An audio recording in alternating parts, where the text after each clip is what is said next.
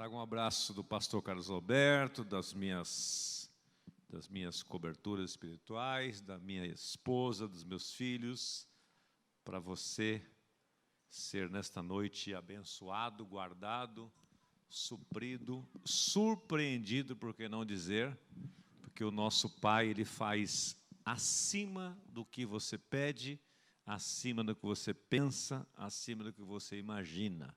Ora, aquele que é poderoso para fazer infinitamente mais, além do que pedimos ou pensamos, segundo o seu poder que opera em nós. E Efésios 1:3 diz que Ele já nos abençoou, Ele não vai nos abençoar com toda sorte de bênçãos espirituais nos lugares celestiais em Cristo Jesus. E eu louvo a Deus por tudo que Deus está fazendo aqui entre vocês, a maneira como Ele tem guardado vocês, suprido, curado, libertado, e é assim mesmo.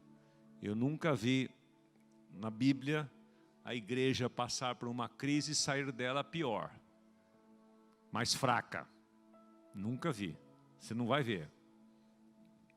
Todas as crises que o povo de Deus passou, eles saíram do outro lado depurados, fortalecidos.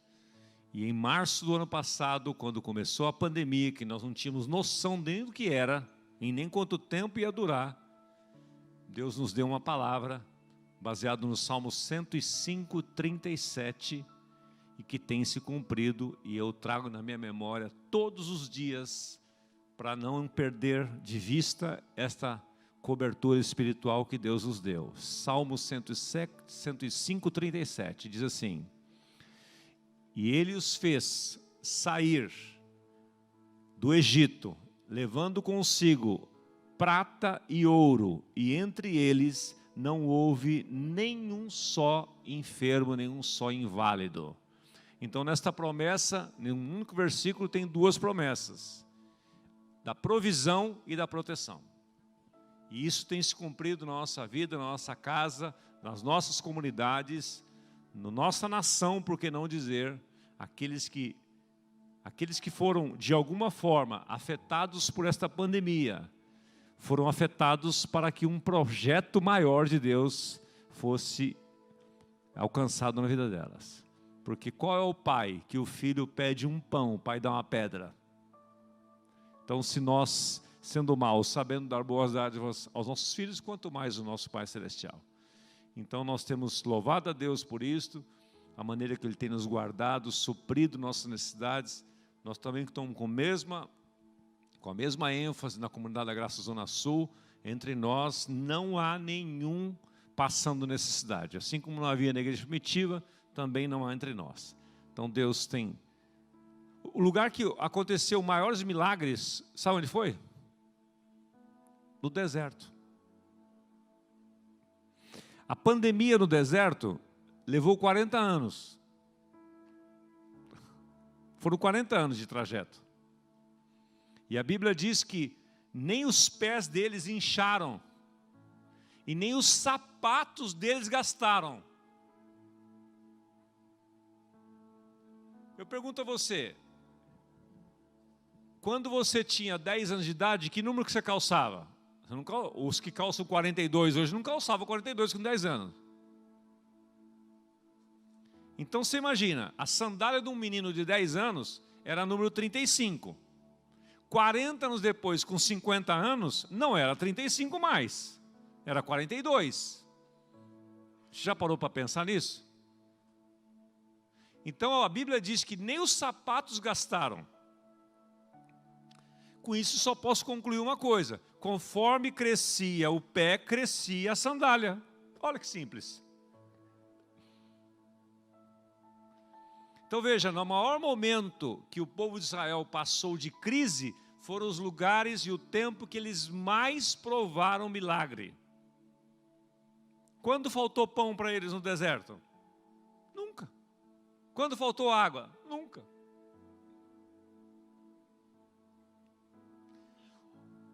A pandemia do deserto acabou quando eles entraram em Canaã. E aí em Canaã, a atmosfera mudou, o paradigma mudou. A assistência social acabou. Ou melhor, a assistência celestial acabou.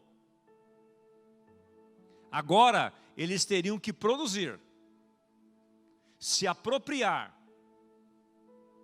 E é assim que aconteceu. Então eu tenho certeza que esse mundo, a igreja pós-pandemia, será uma outra igreja. E a última coisa que eu quero falar sobre isso para entrar no tema aqui.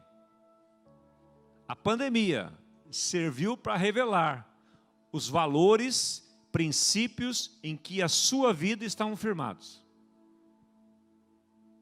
Vou repetir. A pandemia serviu para revelar quais eram os princípios que a sua vida estava fundamentada e os valores que você tinha.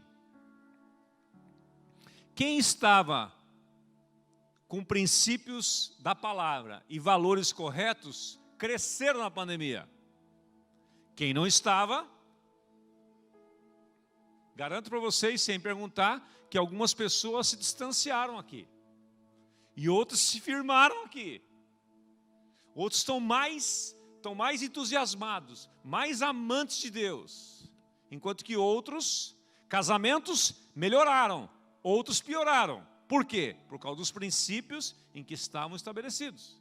Valores que tinham sido colocados. Então a pandemia só revelou. Ah não, foi... Porque tudo, a pandemia é costa larga hoje, né? Tudo que dá errado é, então, esse momento da pandemia. Não, por causa da pandemia o cara atrasa uma obra, atrasa uma entrega, atrasa não sei o quê. A incompetência dele, hoje ele se esconde atrás da pandemia. Ele já era incompetente. Ele já não tinha palavra. Ele já era um profissional meia boca, agora a pandemia é a culpada. Por quê? Os princípios dele já eram errados e os valores dele já eram errados. Então só revelou. E muitas pessoas cresceram em todos os sentidos na pandemia. Cresceram. Cresceram. Por quê? Porque a promessa de Deus é: eu os farei sair do outro lado, trazendo consigo ouro e prata. E entre vós não haverá nenhum só inválido. E nós estamos declarando isto, crendo nisso, nos apoiando nisto e vendo esta nuvem sobre nós, de proteção de Deus sobre nós a nossa casa. Eu tenho um genro que é médico. Tenho um genro só, que eu tenho uma filha, né? Ele viveu esse tempo todo, além do consultório dele, ele trabalha em três hospitais públicos. 3. Na linha de frente, direto lá. Todos os dias, nós o cobrimos com oração. E ele passou ileso pelo Covid. E nós convivemos com ele o tempo todo. E ninguém de nós contraiu e não vamos contrair. Tomamos os cuidados, evidentemente, não somos melhores que ninguém. É só a graça de Deus que está sobre nós. Eu estou testemunhando da graça de Deus. Outros testemunharam da graça de Deus, tendo contraído e sendo curado. Ah não, tem gente que é assim, não entende, não quer entender o que você está falando. Vocês estão entendendo o que eu estou falando, não? Que a graça de Deus protege você da fornalha e na fornalha. Mas que protege. Foi o que os Sadraque, Mesaque e Abednego disseram. Olha, se o Senhor vai livrar, problema dele. Mas nós não vamos negar. Pode jogar nós na fornalha. Ele livrou. Ele não livrou antes. Ele livrou na. Daniel era um homem muito... Semana eu estou estudando Daniel, né? Corro o risco aqui de desviar a mensagem, mas vou tentar manter aqui. Mas Daniel foi chamado por Deus de homem muito amado. Mas mesmo ele sendo muito amado, ele foi jogado na cova dos leões. Foi jogado a contragosto de Nabucodonosor, porque ele criou, os caras montaram uma ação para pegar Daniel e pegaram. Só que Nabucodonosor não queria, porque ele já sabia quem era Daniel. E ele fez um decreto sem saber que aquilo era uma armadilha para pegar o Daniel. E a hora que ele teve que cumprir o que ele falou, porque palavra de rei não pode voltar atrás, ele orou. Ele fez uma oração: o seu Deus vai te livrar. E Deus ouviu a oração de Nabucodonosor, fechou a boca dos leões. Então ele livra da e na. Ele livra dos leões e fecha a boca dos leões. Porque ele faz como ele quer. Salmo 105, Salmo 100 e... qual que é mesmo? 115. Não a nós, Senhor, não a nós, Senhor, mas ao teu nome da glória, por amor da tua misericórdia e da tua bondade. Porque diriam entre as nações: onde está o vosso Deus? No céu está o nosso Deus, e tudo faz conforme lhe apraz. Então, ele faz. E sempre que ele faz, é bem feito, e a obra que ele faz é perfeita. Amém? Vamos lá, vamos abrir a Bíblia aí. Pega um caderninho de anotação, que eu não tenho slide nenhum hoje, de propósito, para provocar você a anotar. Eu quero falar com você sobre esse tema que vocês estão trabalhando, revestidos, sobre batalha espiritual. Eu quero te dar 5 fundamentos hoje da batalha espiritual. E quero convidar você para esta semana nos acompanhar. Eu sei que muitos de vocês já fazem isso, nas nossas lives pela manhã, às 7 horas, 6h59 mais precisamente, no meu canal no Instagram e no CG Zona Sul no YouTube. Nós vamos tratar sobre o tema batalha espiritual. O pastor Marcos vai estar comigo na terça-feira, o Nadinho na sexta, um outro irmão na quinta, o Rafael Monsores, e nós vamos ter alguns convidados para ajudar você a resistir no dia mal. Porque a carta aos Efésios, Paulo lá no final, no versículo 10, assim: no demais, irmãos, em função de tudo isso que eu falei para trás, revesti-vos, pois, de toda a armadura de Deus. Então eu queria falar com você hoje sobre 5 fundamentos da batalha espiritual, porque, como já dizia aquele autor o Sun Tzu, do autor da Arte da Guerra, ele dizia o seguinte: nunca vá para uma guerra sem conhecer a si mesmo e conhecer o seu inimigo. Então você precisa, antes de ir para a guerra, você precisa conhecer quem você é, conhecer a sua identidade, conhecer quem você é, o que você tem, e conhecer muito claramente o seu inimigo. Ninguém deve ir para a guerra se não conhecer a si mesmo, não conhecer o seu inimigo. Então, eu queria mostrar dentro desses 2 fundamentos, mostrar para você, então, 5 pilares, 5 fundamentos para a batalha espiritual. E o primeiro deles está em Evangelho de João, capítulo 4. Evangelho de João, capítulo 4, versículo 23 e 24. 1 João 4, 23 e 24.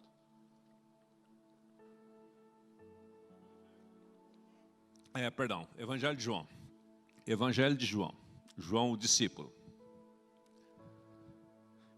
Evangelho segundo São João, capítulo 4.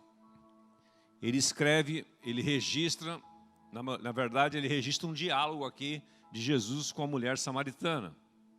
Não são palavras de João, são palavras de Jesus, dizendo assim: mas vem a hora, e já chegou, em que os verdadeiros adoradores adorarão o Pai em espírito e em verdade. Porque esses são esses, melhor dizendo, que o Pai procura para seus adoradores. Deus é espírito, e é necessário que os seus adoradores o adorem em espírito e verdade. Primeiro fundamento da batalha espiritual que você precisa entender, e eu também. Por que batalha espiritual? Porque, primeira coisa, Deus é espírito. Ninguém nunca viu a Deus. Quando Moisés quis ver a Deus, clamou para ele: Senhor, mostra-me a tua face, mostra a tua glória. Ele falou: vou fazer passar por você toda a minha misericórdia, porque homem nenhum me viu e me verá e continuará vivo. Então, nosso Deus é um espírito, ele não é um ser encarnado. Por isso ele é onipresente, por isso ele é onipotente, por isso ele é onisciente. Então, por que batalha espiritual? Qual o fundamento? Nosso Deus é um espírito. Segundo fundamento, você é um espírito. O homem foi criado à imagem e semelhança de Deus. Só que no meu e no seu caso, Deus, além de nos dar um espírito, uma alma, Ele deu para nós também um corpo. E isto torna você limitado, como tornou Jesus limitado no tempo que Ele estava aqui. Jesus foi limitado a um corpo. Ele não estava em todo lugar ao mesmo tempo. Então, Jesus é o protótipo do homem perfeito. Mas ele era um espírito, ele tinha uma alma e habitou num corpo por 33 anos e meio. Deus é espírito, você é espírito. Gênesis 1, 26 a 28 diz: façamos o homem conforme a nossa imagem, conforme a nossa semelhança, e demos a ele domínio sobre todas as coisas. E Deus fez o homem, verso 27, e a mulher. Deus fez homem e mulher, não fez outro gênero. É bom lembrar isso, né? De vez em quando é bom lembrar. Está uma confusão por aí, mas é bom lembrar que Deus fez homem e mulher. E Ele os fez à sua imagem conforme a sua semelhança. Gênesis 1, 26 a 28. Em Gênesis capítulo 2, versículo 7, ele diz assim: e fez o homem do pó da terra, depois que ele declarou, porque sempre Deus faz assim, ele começa tudo pela sua palavra. Deus faz tudo pela sua palavra. Primeiro ele libera a palavra e depois as coisas acontecem. Então Gênesis 1, 26 a 28, ele liberou a palavra, e no 2,7 ele pegou, fez um protótipo, um boneco do pó da terra, moldou, e ali ele soprou o seu espírito no homem. Portanto, o homem, diz Gênesis 2,7, tornou-se uma alma vivente. Outros dizem que o homem é um espírito que fala. Então você é um espírito. E aqui é um ponto importante de você prestar atenção, porque você é um espírito, você tem uma alma e você habita num corpo. Aí Gênesis capítulo 3, Satanás entra em cena. Porque o terceiro fundamento é, o nosso inimigo também é um espírito. Por isso batalha espiritual, não é batalha física, não é batalha carnal, não é batalha bélica, é batalha espiritual. Satanás, que era um espírito, Satanás, que era o anjo de luz, Lúcifer, Isaías 14, Ezequiel 28 diz que ele era o querubim da guarda, ele era o chefe do coro celestial. E então, ele sendo um anjo, era também um espírito. Ele veio e incorporou-se numa serpente. Mas ele era um espírito. O homem não falou com uma serpente. Está entendendo, não? O homem falou com o adversário, com Satanás, com o inimigo. A serpente fala? Não. Então veja os fundamentos. Deus é espírito, você é um espírito e o nosso adversário é um espírito. E ali, Satanás, além de enganar a Eva e depois enganando Adão, aconteceu algo mais grave. O homem desobedece a Deus voluntariamente, porque ele sabia, não é que ele foi enganado, não sabia, não, ele sabia, Deus havia dito para ele bem claramente, olha, de toda a árvore do jardim comerás livremente,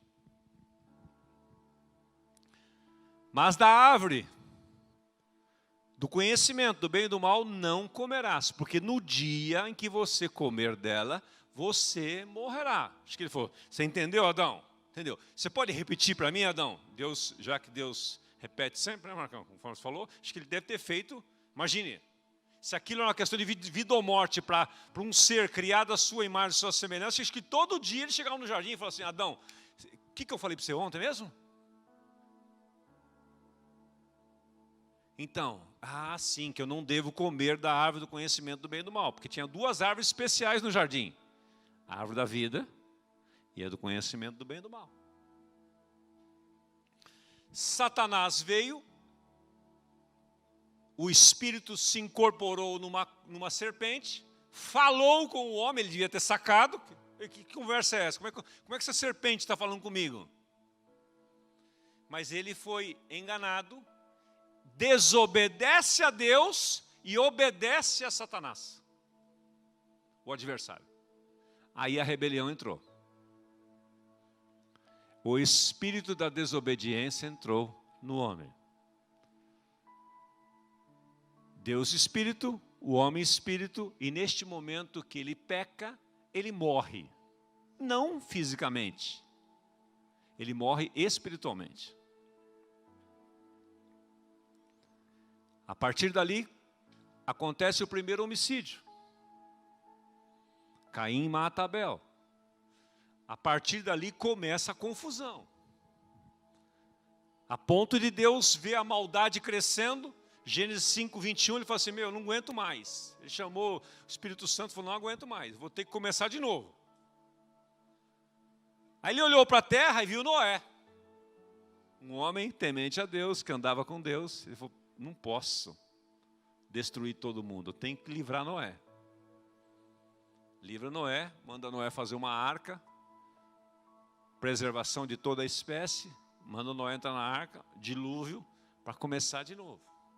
Mas a maldade já estava,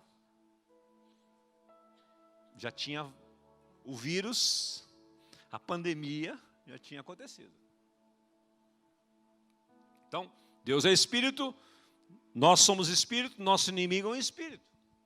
Veja Efésios capítulo 2. Vamos confirmar essa questão de Satanás aqui. Isso aqui é forte. Efésios capítulo 2, versículo 1. Que é a prova de que o homem morreu. O espírito do homem morreu. E ele lhes deu vida, quando vocês estavam mortos em suas transgressões e pecado. O pecado mata. O pecado é excessivamente maligno. O pecado mata. A alma que pecar, essa morrerá. Ezequiel 18:4. Todos pecaram. Todos nasceram de Adão. Nasceram já com esse vírus. Contaminados. Estavam mortos em suas transgressões e pecados, nos quais vocês andaram no outro tempo, segundo o curso, segundo o sistema deste mundo. E vocês andaram influenciados por principados e potestades, ou príncipe da potestade do ar.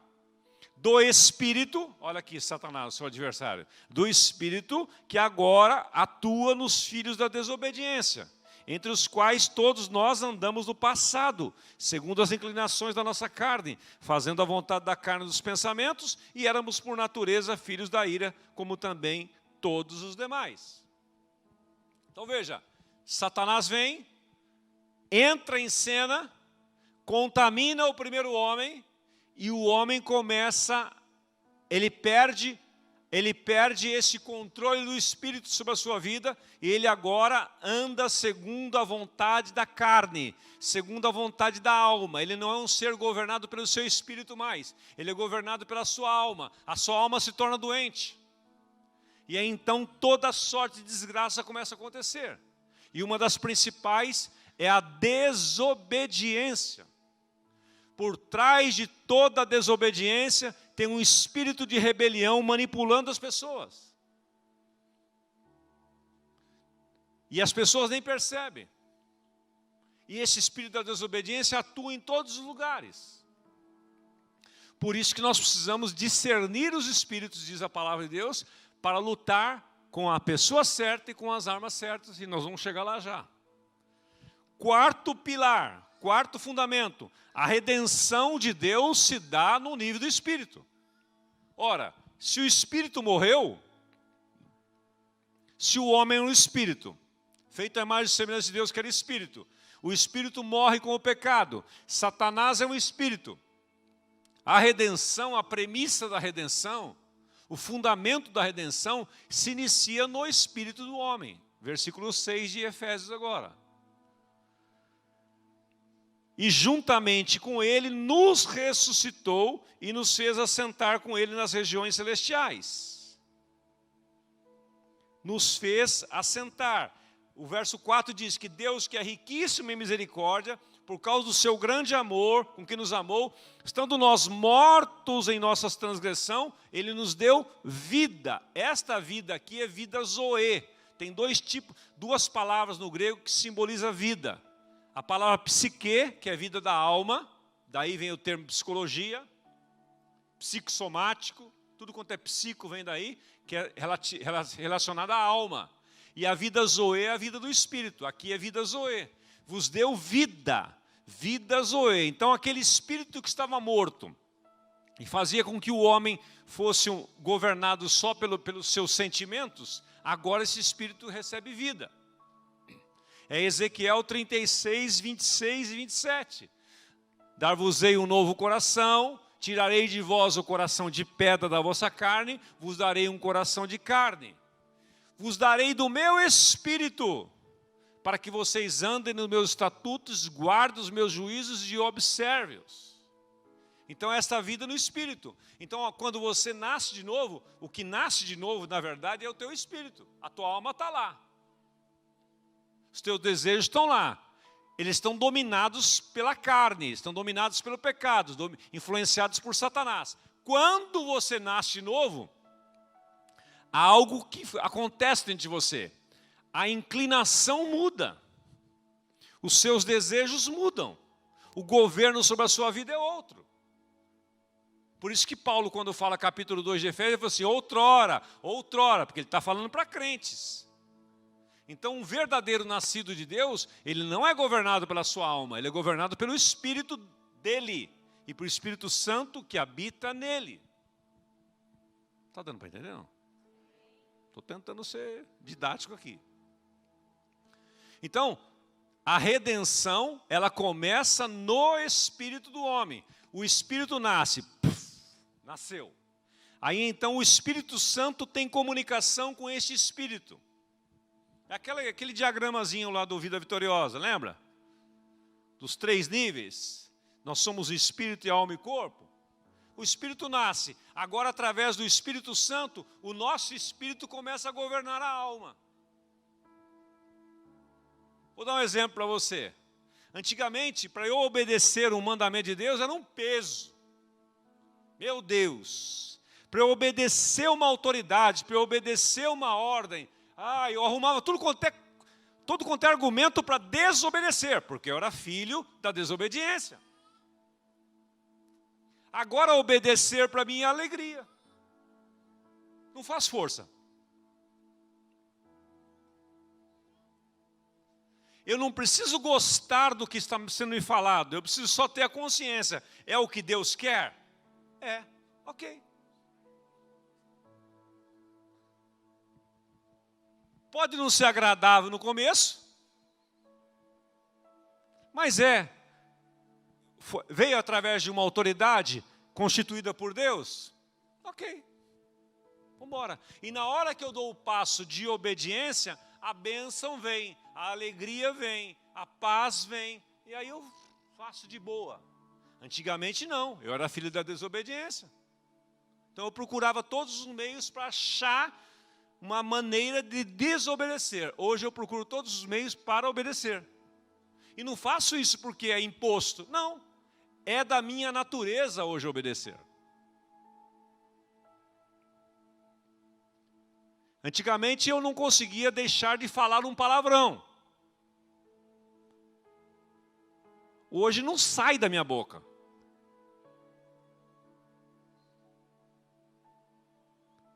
Antigamente eu não conseguia deixar de mentir. Hoje eu não consigo mentir. Nem para armar um aniversário surpresa, não põe essa missão na minha mão que vai dar errado. Vai ter um aniversário lá, mas você não... Ixi, então nem fala para mim. Porque eu me sinto mal. Mas não é que eu faço força. É da natureza nova. O urubu gosta de carniça. Os passarinhos, as pombas, gostam de alpiste. É a natureza. Então, a redenção se dá no espírito do homem. E é isto que prepara você para a batalha espiritual, que é o quinto fundamento. Porque se você não tem esse espírito dentro de você, não se atreva. Não vai funcionar. O diabo vai rir da sua cara e vai zoar você. O Marcão estava junto comigo, eu sempre lembro essa história. Saindo lá, nós éramos líderes de jovens lá no carrão, saindo da reunião, chega uma moça desesperada, toda descabelada, tem algum pastor aí? Eu falei, não, nós não éramos pastores, eu não menti, né, Marcão?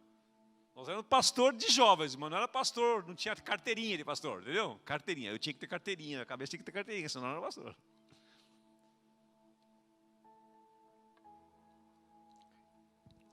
Eu precisava que orasse para a minha, não sei quem, alguém da minha família lá, que está passando mal lá em casa, e está um desespero lá, uma gritaria e tal, ninguém consegue fazer ela se calar. Falei, ixi, é demônio.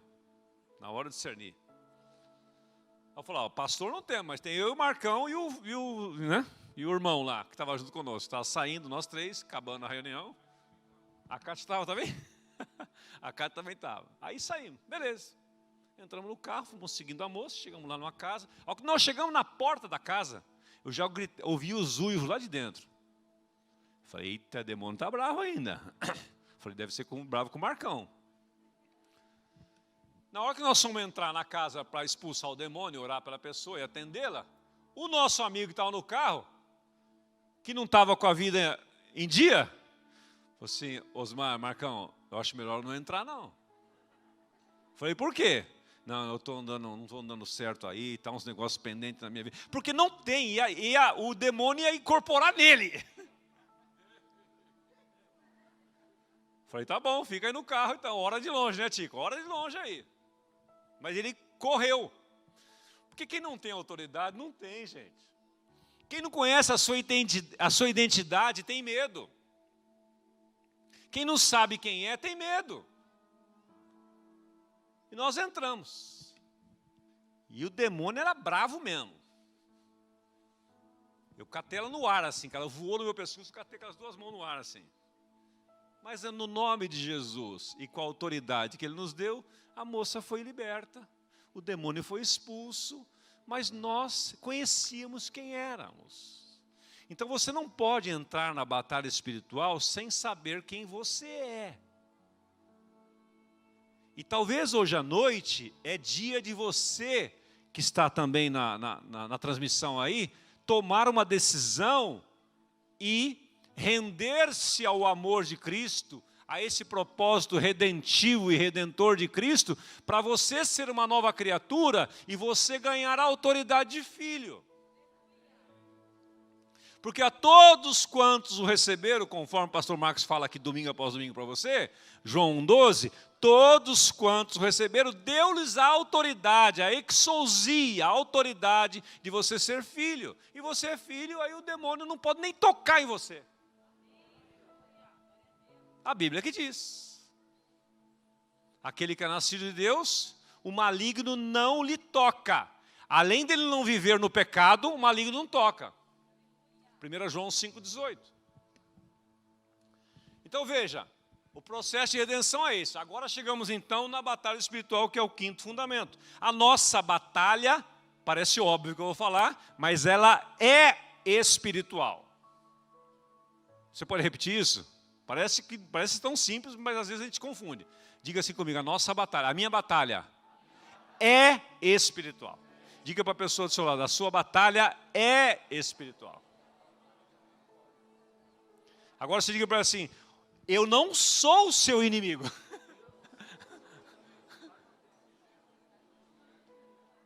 Esposa, vira para o seu marido e fala assim, meu amor, eu não sou sua inimiga. Diga para ele aí, se está com o marido do seu lado, ou esposa, fala, não vem brigar comigo, não sou teu inimigo não. Vamos ver aqui, Efésios capítulo 6 agora. Efésios capítulo 6, é uma boa notícia. Tem gente que acha que o inimigo é o pastor, até o pastor é inimigo às vezes. Tem uns caras que acham que eu sou inimigo deles, nos lugares que eu ando de vez em quando aí que eu vou.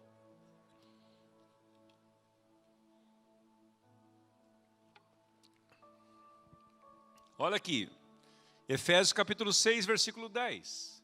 Quanto ao mais, irmãos, sede fortalecidos no Senhor e na força do seu poder. Vistam-se, coloca a imagem da armadura aí para mim agora. Vistam-se de toda a armadura de Deus. Paulo, quando está encerrando a carta, ele deixa a questão da batalha espiritual por último, porque ele precisava fundamentar tudo isto antes. E essa semana nas lives que nós vamos fazer uma live de ensino. Não é um negocinho de, não, é ensino, vamos ensinar você as facetas da batalha espiritual, com base em Efésios. Estou dando só uma pincelada aqui. Mas lá, dia após dia, nós vamos trabalhar esse tema.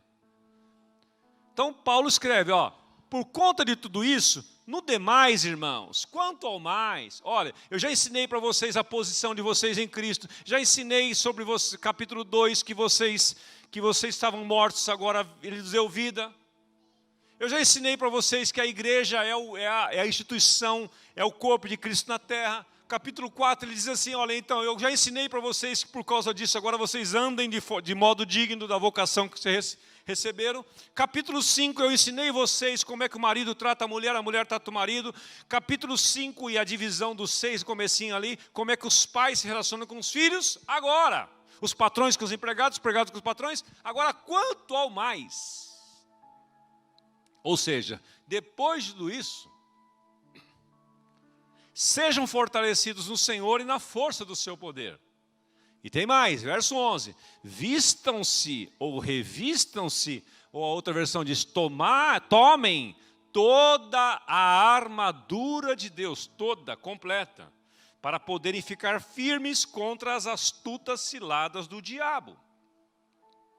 Porque a nossa luta não é contra carne e sangue, ou seja, não é contra pessoas, mas é contra principados e potestades. Tua luta não é contra o Bolsonaro. Teu inimigo não é o Dória. Como é que chama aqui? O Morando aqui, né? Não é teu inimigo.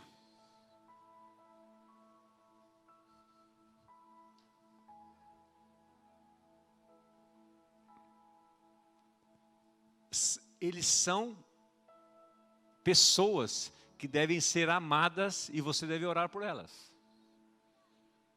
E você deve lutar com o inimigo certo. E nós vamos ver aqui agora. Não é contra a carne e sangue. Não é contra os apoiadores do Bolsonaro que são seus inimigos. Essa divisão de classes que gerou no Brasil, essa confusão que está, o diabo está rindo na cara de todo mundo, inclusive dos crentes, que gastam horas nas redes sociais brigando uns com os outros. Porque são tolos, ignorantes da palavra de Deus.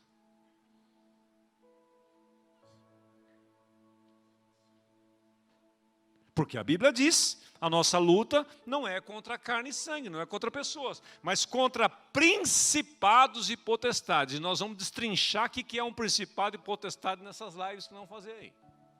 Hoje não dá tempo, não dá para correr nesse assunto. Contra os dominadores deste mundo tenebroso, contra as forças espirituais,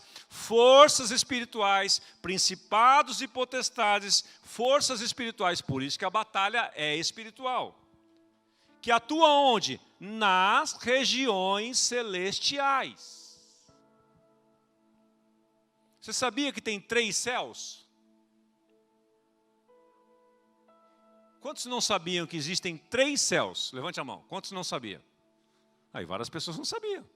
E não é obrigado a saber. Quem é obrigado é o Marcão, o Dudu, os líderes aí que tem que saber mais.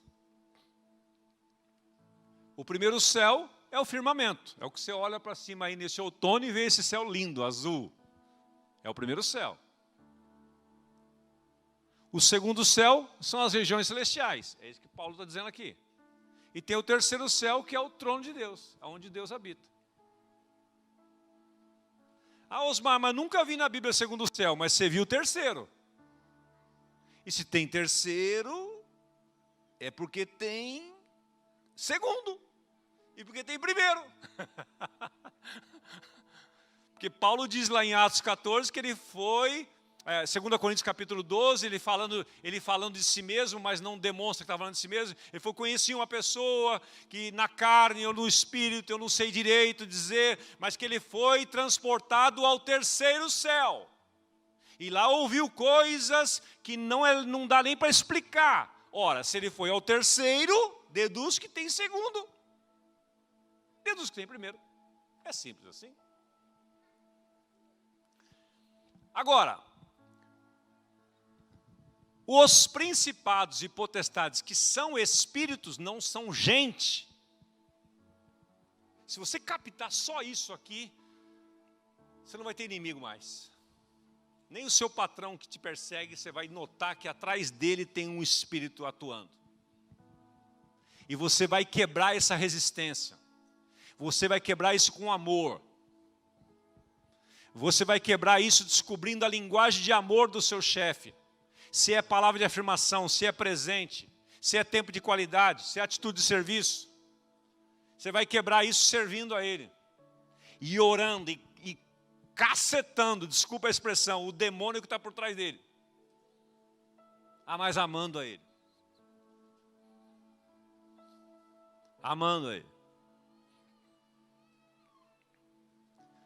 Porque aí as coisas mudam. Aí Deus intervém. Porque a nossa luta não é contra carne e sangue, não é contra pessoas, mas é contra principados e potestades que atuam, forças espirituais que atuam nas regiões celestiais, no segundo céu. Quer entender mais isso? Leia o livro de Daniel que você vai entender tudo claramente. Por isso peguem toda a armadura de Deus, para que vocês possam resistir no dia mau. E depois de terem vencido tudo, permanecer inabaláveis.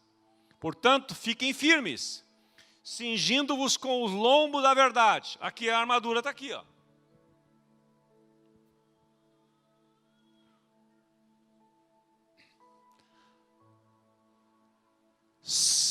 Cinto da verdade, é o cinturão. O que é isso? É a sua vida ser uma verdade, não uma mentira. A sua vida já foi uma mentira, não foi? Eu já fui escravo da mentira. Então agora você anda na verdade. E quem anda na verdade tem medo de quê?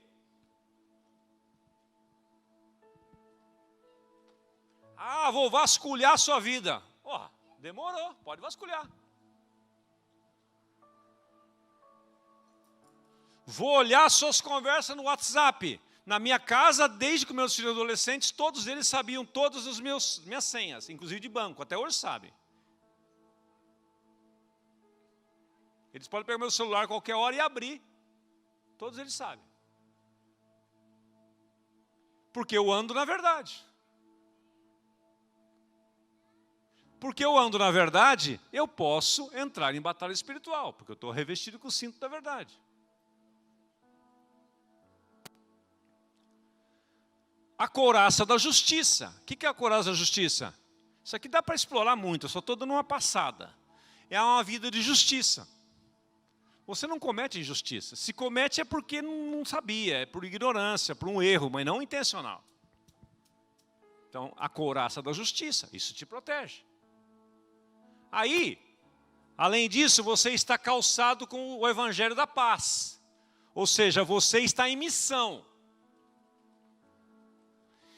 Se você encara a sua vida na terra como estando em missão, presta atenção nisso aqui, isso aqui tem uma chave aqui, ó. Se você encarar a sua vida na terra, a sua semana de trabalho dessa próxima semana, desse próximo mês de maio, dos próximos dias, se você encarar que você está indo e vivendo em missão, aquele que te convocou para a missão vai suprir você em tudo. Então bota os sandálias, bota os sapatos da preparação do Evangelho da Paz, e nessa segunda-feira você levanta de manhã, toma o seu banho morno, toma o gelado em cima, o café e fala, bom, estou indo para a missão agora. E Deus vai mandar os anjos, os exércitos angelicais para cobrir você, para suprir você. Porque você está em missão. Qual é o soldado que o exército, o país lança o cara lá e larga o cara lá? Não larga. Qual é o embaixador que está num país estranho e está lá sujeito às leis daquele país? Está sujeito à autoridade do outro país. Você é um embaixador. Então você tem que se revestir desse Evangelho da Paz, da pregação do Evangelho. Aí Deus vai cobrir você, vai suprir todas as suas necessidades. Porque você está buscando o reino dele, os interesses dele, ele vai cobrir você. Não vai te deixar faltar nada. Muito bem, calçado os pés na preparação do Evangelho da Paz. Você vai colocar o escudo da fé. Eu aprendi mais uma num comentário dessa minha Bíblia aí. Que esse escudo, esse aqui não mostra como é, ele tinha um encaixe, um no outro. Tinha um escudo assim, e aí tinha, como se fosse um quebra-cabeça, encaixe. Por quê? Porque, como é que é o seu nome? Cláudio. O Cláudio ficava do meu lado, no escudo dele tinha um encaixe do meu escudo. Eu encostava do lado, eu trancava. Então significa que você precisa estar ligado aos seus irmãos. Não vai nessa conversa de igreja online, não. Isso é momentâneo, passageiro e está acabando. Ah, não, eu estou no conforto do meu lar. No conforto do seu lar, tem gente que não tem nem coragem, não tem nem força para pegar um telefone assim, dar um clique num link.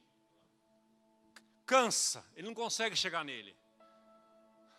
Ele esquece. A letargia é tanta. O peso espiritual, o distanciamento social, que se transformou num distanciamento espiritual, emocional, tem afastado as pessoas. E aí você está sem escudo.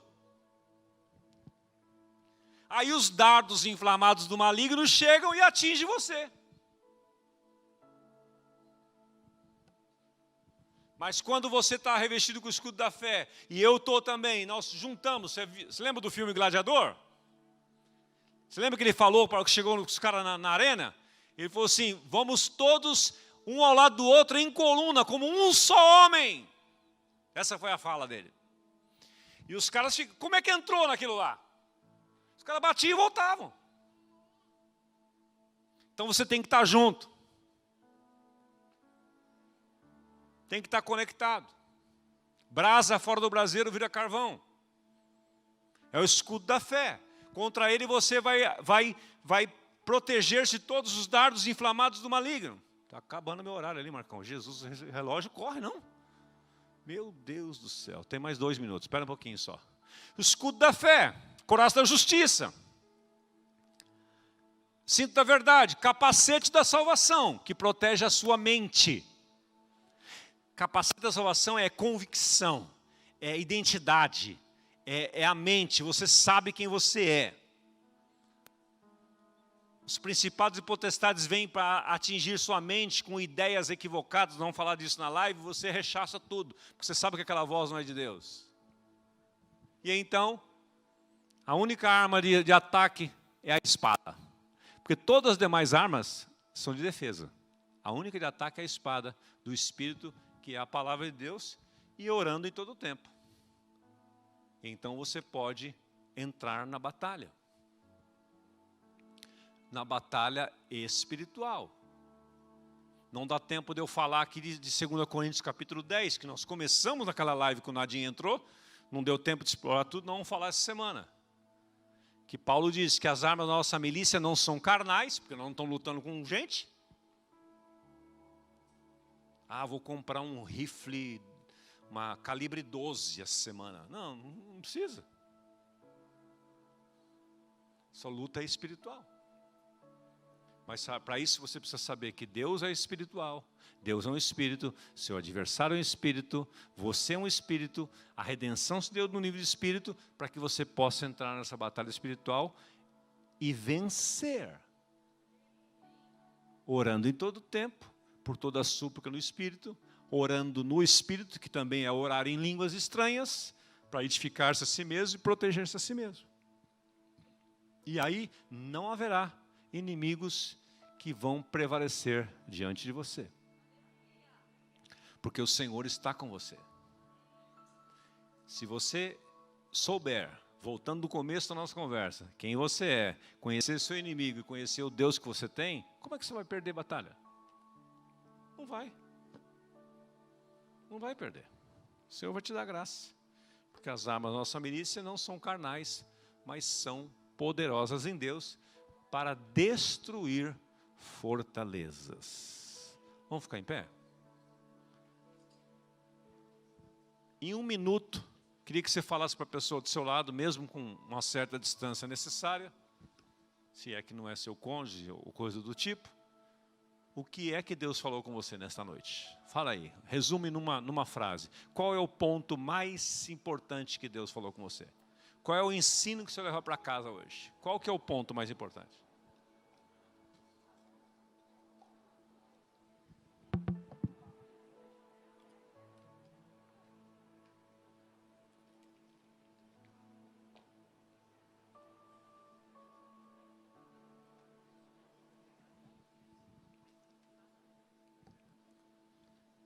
Ô Espírito Santo de Deus.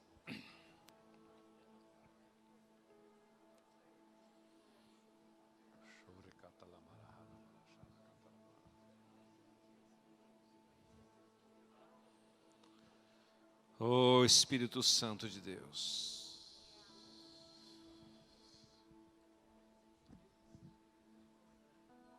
Comece a orar agora com esta pessoa, mesmo que você não possa tocar nela. Comece a orar abençoando a vida dela. Vai invocando a proteção de Deus sobre a sua vida, sobre a sua casa, sobre a sua família. Pai, a nossa luta não é contra carne e sangue. Nossos inimigos não são as pessoas. Traz isto como revelação no nosso coração nesta noite. Para que possamos, Pai, estar firmes contra todas as astutas ciladas do inferno, contra todos os dardos inflamados do maligno. Coloca a tua muralha de fogo de proteção, Senhor, ao redor da nossa casa, ao redor da nossa família. Coloca, Senhor, ao redor da nossa nação. Vem, Pai, continuar a operar no meio desta pandemia. Que as notícias sejam mudadas, que as manchetes de maldição, as manchetes, Senhor, que as pessoas estão dando, que elas comecem a ter que mudar, Senhor. Que o número de mortos comece a recuar, continue a recuar. Que o número de infectados continue a recuar. Que o número de infectados, Senhor, que estão infectados sejam curados. Que haja uma visitação de anjos, Pai, nos leitos hospitalares, nas UTIs. Sopra o teu fôlego de vida, sopra sobre os pulmões danificados, sopra, Senhor, contra toda infecção, todo mal, todo espírito de morte, bata em retirada. Todo espírito de morte, bata em retirada. Anjo da morte, recue. Recue na nossa nação. Recue em São Paulo. Recue em São Bernardo. Recue em Santo André. Recue em todos os lugares. Conosco está o Senhor dos Exércitos. Que assim como aconteceu lá naquele deserto, Pai, quando aqueles homens eram picados por aquelas serpentes abrasadoras, eles olharam para aquela serpente colocada numa haste que simbolizava o Cristo ressurreto, o Cristo crucificado. Que as pessoas que estão nos leitos de UTI sejam salvas, que de lá eles clamem, que esta necessidade leve, Senhor, a milhões à conversão. Que eles olhem para Ti, Senhor. E eu, quando for levantado da terra, todos atrairei a mim mesmo. Assim como Moisés levantou aquela serpente no deserto, disse Jesus, importa que o Filho do Homem seja levantado, para que todo aquele que nele crê não pereça, mas tenha vida eterna. Que seja dias de abundante colheita, que Tu nos mostres, Pai, que somos os trabalhadores da última hora. Que haja, Senhor, neste ano, um recorde de batismo nas nossas comunidades. Aleluia! Multiplicação de células, multiplicação de líderes, em nome do Senhor Jesus. Que Satanás seja envergonhado, que o nosso adversário seja envergonhado. Que aconteça conosco o que aconteceu com José lá no Egito. Vós intentastes o mal contra mim, dizia José aos seus irmãos, mas Deus o transformou em bem, em benefício, para a preservação de um tão grande povo. Que Tu levantes a Tua igreja em todos os lugares, aquelas igrejas menores que estão lá no meio das comunidades, Pai, sem recursos, que o Teu poder se manifeste ali, Senhor, e comece a atear um fogo de avivamento nesses lugares. Nós oramos por todas as pequenas igrejas ao redor dessa igreja aqui, Pai, que Tu conecte os pastores uns com os outros, que comece a acontecer milagres, transformações de toda sorte, de toda sorte, que não haja fome no nosso meio, que Tu continue levantando a comunidade da Graça de São Bernardo e a equipe que aqui está para abençoar essas igrejas, abençoar esses pastores, abençoar esses irmãos mais simples e mais pobres,